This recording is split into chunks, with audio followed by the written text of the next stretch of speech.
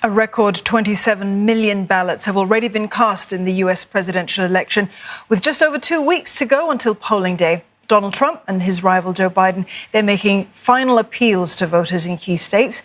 Mr. Trump has campaigned in the crucial battleground of Nevada, a state that he lost narrowly to Hillary Clinton back in 2016. And he's taken the stage to attack Mr. Biden and his cautious approach to the COVID-19 pandemic. Mr. Trump, who tested positive for the virus just less than 3 weeks ago, says that the country has turned the corner on the pandemic.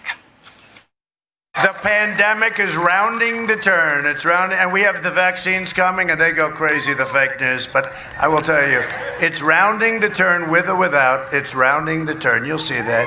Normal life. That's all we want. We want normal life, right? We want normal. We want to be where we were 7 months ago, right? But Mr. Biden has hit back at a drive-in rally in North Carolina, another key state. He says that the virus is getting worse. My grandfather would say, this guy's gone around the bend if he thinks we turned the corner. Turn the corner. Things are getting worse. He continues to lie to us about the circumstances. At the same time, there are fears of a substantial third wave. More than 47,000 cases have been added. The US has now recorded more than 8 million cases with at least 219,000 deaths. Simon Marks joins us now from Washington, D.C. Simon, good morning. Both contenders hit the ground in those swing states. Though they're likely to decide the US election, how are each of these men appealing to voters at this stage?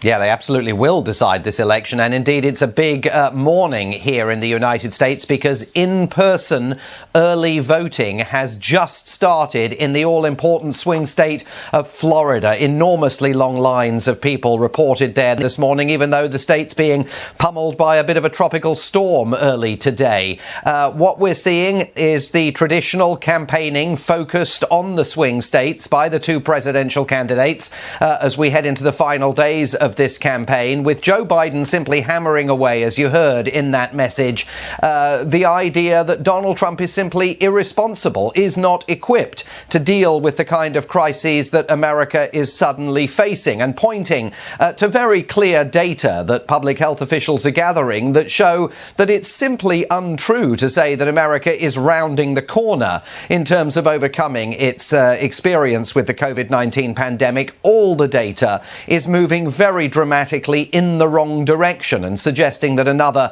wave of infection is beginning to break all over the United States. Donald Trump, for his part, keeps pushing away at this idea that Joe Biden is part of what he referred to over the weekend as an organized crime family. This is a new line from President Trump that seems designed to energize his core supporters and to get his base activated and persuade them to get out to vote.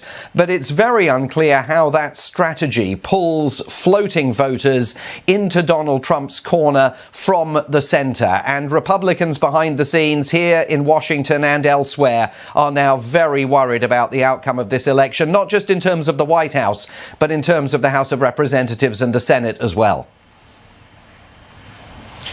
Simon, you mentioned getting out the vote. A far greater number of Americans have already gone out to vote early, much more compared to 2016. You mentioned Florida as well today. Why is that?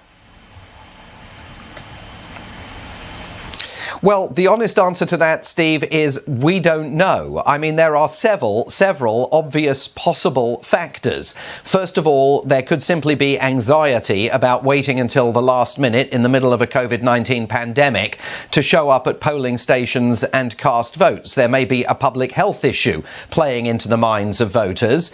Equally, and this is what the Democrats believe, there may simply be massive enthusiasm to get this election done and dusted and to remove Donald Trump from the Oval Office. Democrats are certainly buoyed by the early turnout of registered Democrat voters in early voting states. They think that shows there is tremendous enthusiasm to terminate the Trump administration. But equally, Republicans say they believe that their core supporters are getting out and are participating, part of what Donald Trump refers to as the silent majority that he believes will deliver him 4 more years this election day. And, you know, until all of these votes are tallied and counted and we get a clearer sense of it, it's very hard to understand the motivations of individual voters.